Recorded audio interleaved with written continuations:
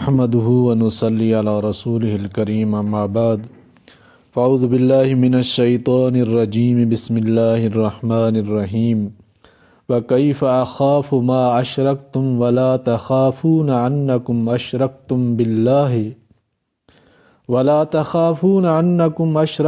بالله ما لم ينزل به عليكم سلطانا فأي الفریقین احق بالامن ان کنتم تعلمون۔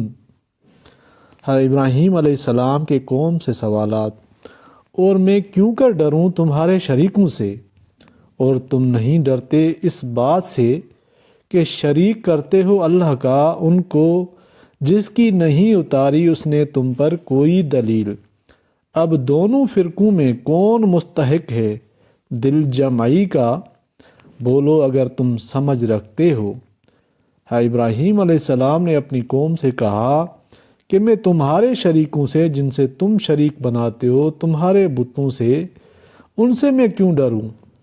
اور ان کو کہا کہ تم اللہ سے کیوں نہیں ڈرتے کہ تم شرک کرتے ہو، اور یہ جو معبودان باطلہ ہیں ان کے لیے اللہ تعالیٰ نے کوئی دلیل بھی نہیں اتاری۔ تو اس آیت میں جیسے کہ پہلے بھی گزر چکا ہے، حضرت ابراہیم علیہ السلام نے قوم کو سمجھانے کی ہر طرح کی کوشش کی، لیکن کچھ تو ایمان لائے لیکن اکثر گمراہی پر رہے۔ اللہ تعالیٰ قرآن پاک کو سمجھنے کی توفیق عطا فرمائے اور شرک سے بچنے کی توفیق عطا فرمائے، آمین یا رب العالمین۔